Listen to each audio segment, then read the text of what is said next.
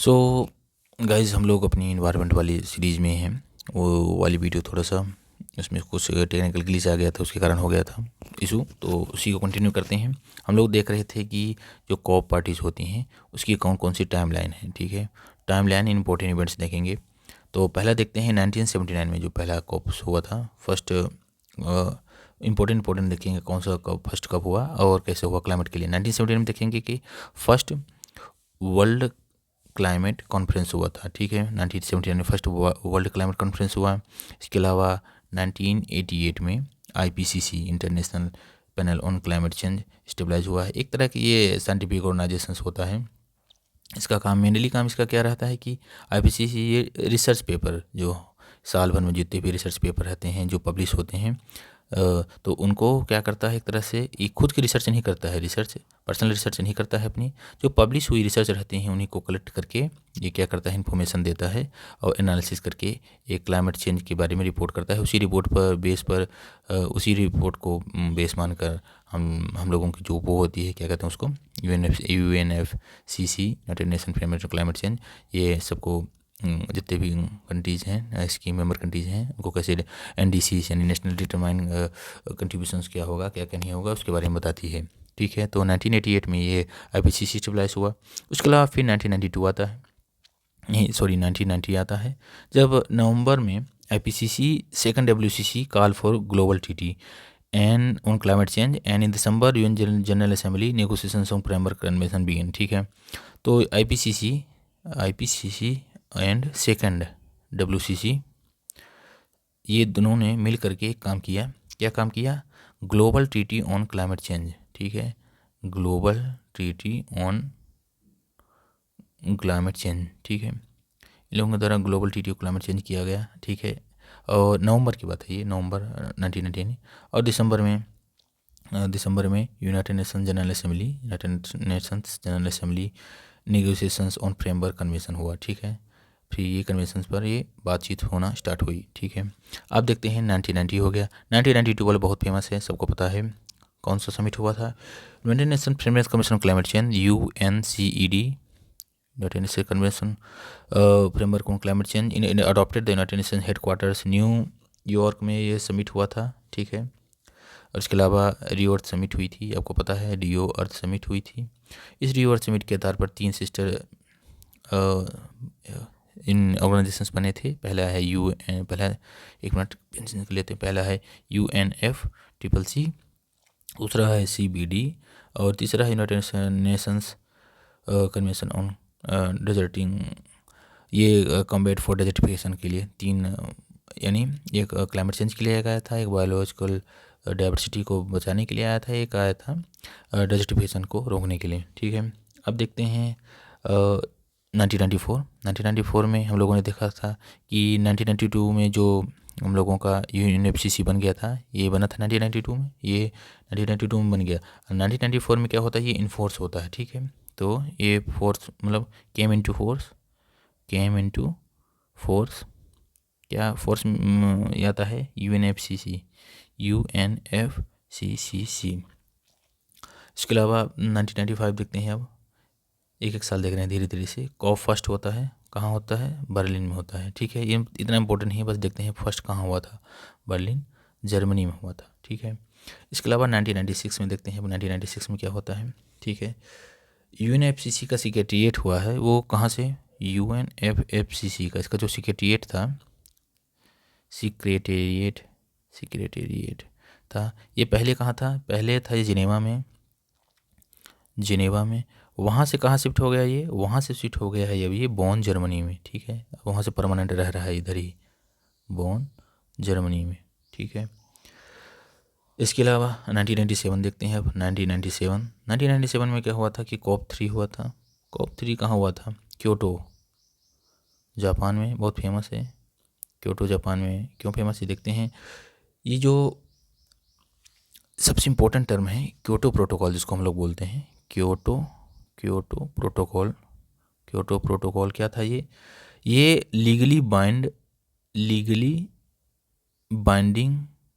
Binds developed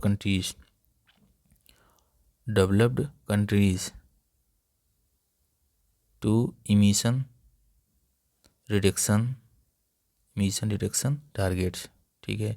तो पहली बार किसी प्रोटोकॉल के द्वारा किसी प्रोटोकॉल के द्वारा डेवलप्ड कंट्रीज़ को लीगली बाइंड करने की बात की गई। तो कौन सा प्रोटोकॉल था? वो क्योटो प्रोटोकॉल था, ठीक है। उसके अलावा 1998 में 1997 हो गया ना, 1998 में क्या हुआ? ब्यूनोस एयर्स प्लान्स हुआ। Buenos Aires plan of action हुआ, ठीक है। अब चलते हैं 2001 में। 2001 में हम लोगों की लगभग कॉप 6 हुई, ठीक है। Second part of 6th COP, ठीक है। मतलब 2 पार्ट हुए कॉप 6 में, पहला पार्ट दूसरा पार्ट। तो इस सेकंड पार्ट हम लोग देख रहे हैं, सेकंड पार्ट ऑफ COP। इसमें क्या हुआ कि जर्मनी में हुआ था ये, सॉरी ये लिख देते हैं, जर्मनी में हुआ था, बोन में। इसका मेजर ब्रेक थ्रू क्या था कि जो गवर्नमेंट थी, मतलब पहली बार गवर्नमेंट रीचिंग का broad political agreement on the operational rule book of Kyoto. 1997 वाला जो क्योटो प्रोटोकॉल था, उस पर पहली बार जो गवर्नमेंट थी वो मतलब कि एक तरह से ऑपरेशनल रूल बुक पहुंची, ठीक है। तो operational rule book of Kyoto, ठीक है। क्योटो प्रोटोकॉल, ठीक है। तो पहली बार क्योटो पॉलिटिकल जितनी भी ऑर्गेनाइजेशंस थी उस पर डिसीजन पहुंची कि हाँ ठीक है, उसका ऑपरेशनल रूल बुक होना चाहिए क्योटो प्रोटोकॉल का। फिर 2001 में ही दूसरा हुआ, कॉप 7 हुआ, यानी कॉप 7 हुआ। कहाँ हुआ? ये हुआ था मोरक्को में हुआ था। मोरक्को में जगह एक मरकस में हुआ था। इसमें क्या बताया गया था? इसने एक स्टेज रख दिया था इस रेटिफिकेशन क्योटो प्रोटोकॉल के लिए। तो रेटिफिकेशन ऑफ क्योटो प्रोटोकॉल के लिए एक स्टेज रख दिया था। मतलब कि कार्बन डील के लिए बताया था इसी ने। इमिशंस ट्रेडिंग के लिए बात की गई थी, जो हम लोग आज देखते हैं कार्बन ट्रेड कैसे होता है कि अगर कोई कंट्री को इतना दिया गया है, कितना इमिशंस कर सकती है, इतने टन इमिशंस कर सकती है। तो उसकी बात इसने पहले मोरक्को में बात की थी। इसके लिए इसने क्लीन डेवलपमेंट मैकेनिज्म और जॉइंट इम्प्लीमेंटेशन मैकेनिज्म की बात की थी, यानी CDM, क्लीन डेवलपमेंट मैकेनिज्म्स, और जॉइंट इम्प्लीमेंटेशन के लिए बात की थी। Joint implementation, clean development mechanism और जॉइंट इम्प्लीमेंटेशन की बात की गई थी इसमें, ठीक है। ये 2001 वाला हो गया, मतलब मोरक्को वाला हो गया। 2002 वाला इंडिया में हुआ था, ठीक है। ये ज़रूरी है ये 2002 कौन सा कॉप समिट इंडिया में होता है? 2002 कॉप 8 हुआ था, न्यू दिल्ली, ठीक है, न्यू दिल्ली में हुआ था। इसके अलावा 2005 वाला देखते हैं। 2005 वाले में क्या हुआ था? Entry of Kyoto protocol into force with Russian federation. तो 2005 वाले में रशियन फेडरेशन आया था। रशियन फेडरेशन की एंट्री होती है कहाँ? क्योटो प्रोटोकॉल में। क्योटो प्रोटोकॉल ये 2002 था, 2008 मैंने बोल दिया था। तो 2000 इसमें रसिया की एंट्री होती है। रसिया को देखते हैं क्या कैसे काम होता है, ठीक है। मतलब कि 2002 में वो आया, 2005 में एंट्री होती है। ये 2005 था, रशियन फेडरेशन की एंट्री होती है 2005, ठीक है। रशियन फेडरेशन रेटिफाइड करता है क्योटो प्रोटोकॉल को। फिर इसके बाद 2005 में होता है, 2005 में ही क्या होता है? 2005 में होता है entry of Kyoto protocol into force, ठीक है। अब आता है COP 11, first meeting of parties to Kyoto protocol takes place in Montreal protocol जिसको बोला जाता है, मॉन्ट्रियल प्रोटोकॉल, MOP। ये क्योटो प्रोटोकॉल के बारे में बातचीत करने के लिए ही फर्स्ट मीटिंग हुई थी, ठीक है। अब इसके अलावा दूसरा देखते हैं, ये 2005 तक हो गया। अब हम देखते हैं 2006 में क्या होता है कि इन जनवरी में क्लीन डेवलपमेंट मैकेनिज्म की mechanism under protocol open for businesses, ठीक है। क्लीन डेवलपमेंट मैकेनिज्म जो CDM है वो फ्लेक्स मतलब कि बिजनेसेस के लिए ये पहली बार आया, ठीक है। उसके अलावा 2007 वाला देखते हैं। 2007 में कॉप 13 हुआ। कॉप 13 में यानी कॉप 13 बाली वाला जो प्रोजेक्ट हुआ था, बाली रोड में Bali action plan charted the way towards the plan was है 5 categories shared vision mitigation adaptation technology finance, ये सब वही बात हुई फालतू वाली बात। फिर आता है 2008 में होता है COP14 कहाँ होता है? पोजनेन पोलैंड में होता है। इसमें एडॉप्टेशन फंड की बात की गई थी, तो ये देख लेते हैं, इंपॉर्टेंट है। Adaptation fund under the Kyoto protocol सब क्योटो प्रोटोकॉल के बारे में बात हो रही है। क्योटो प्रोटोकॉल हम लोग डिटेल में देखेंगे नेक्स्ट वीडियो में, जिसमें देखेंगे कैसे annexure first country annexure second country थी, इसको पर्टिकुलर बताया गया था कितना इमिशन आप करेंगे कितने इमिशन आप नहीं करेंगे, ठीक है। अब देखते हैं 2008 के बाद आता है 2009 में COP15 हुआ कोपेनहेगन में, ठीक है। COP15 हुआ कोपेनहेगन में, जिसमें एक और ड्राफ्ट किया गया कोपेनहेगन एकॉर्ड बनाया गया, जिसमें से बताया गया कि जो डेवलप्ड कंट्रीज़ हैं, यानी कि जो डेवलप्ड कंट्रीज़ हैं वो कितना प्लेस करेंगी, $30 बिलियन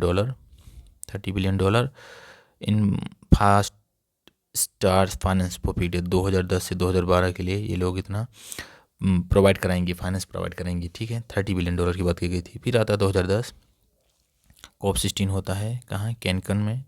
इतना इम्पोर्टेंट नहीं है, फालतू है। इसमें इतना इम्पोर्टेंट चीज़ है कि ये ग्रीन क्लाइमेट फंड की बात की गई थी, ग्रीन क्लाइमेट फंड की बात की गई थी, ठीक है। फिर आता है 2012 वाला COP18 कहाँ हुआ था? दोहा में हुआ था। दोहा एग्रीमेंट बहुत फेमस है। क्या था? जिसमें से कुछ अमेंडमेंट हुए हैं क्योटो प्रोटोकॉल में कुछ अमेंडमेंट हुए, ठीक है। अमेंडमेंट और इसके अलावा देखते हैं COP19 2013 में हुआ। COP19 2013 में हुआ। वारसम हुआ। इसमें से वही ग्रीन क्लाइमेट फंड और लॉन्ग टर्म फाइनेंस की बात की गई थी, तो वही ग्रीन क्लाइमेट फंड और लॉन्ग टर्म फाइनेंस की बात की गई थी। इसके अलावा रेड प्लस और वार्स इंटरनेशनल को बारे में लॉस एंड डैमेज के बारे में बात की गई थी। फिर 2015 में आता है COP21 पेरिस, ठीक है। पेरिस में हुआ। पेरिस एग्रीमेंट अडॉप्ट हुआ था 2015 में। हम लोग देखेंगे इसमें क्या क्या इंपॉर्टेंट था। इसी पेरिस एग्रीमेंट में बात की गई थी कि जो ग्लोबल टेम्परेचर है उसको 2 डिग्री सेल्सियस से ज़्यादा नहीं जाने देना है, मतलब प्री इंडस्ट्रियल लेवल का जो ग्लोबल वार्मिंग था उससे 2 डिग्री सेल्सियस ज़्यादा नहीं जाने देना है, एंड ज़्यादा से ज़्यादा प्रयास करना है कि 1.5 डिग्री सेल्सियस पर ही ये लोग वो हो जाएं, ठीक है। इसके अलावा जितने भी बचते हैं, यानी न्यू वाले बचते हैं, उसको हम लोग नेक्स्ट वीडियो में देखते हैं, ठीक है गाइस। Thank you. अब यानी बचता है COP24, COP26, 27, 28, 29 और 30 वाला तो हम लोग देख ही रहे हैं, ठीक है। 29 वाला अजरबैजान में हुआ बाकू में, 28 वाला UAE में हुआ, 27 वाला ग्लासगो वाला देखेंगे, 24 वाला ऐसे ही देखेंगे, ठीक है। तो ये कुछ इंपॉर्टेंट है, इनको हम लोग नेक्स्ट वीडियो में देखते हैं। Thank you guys.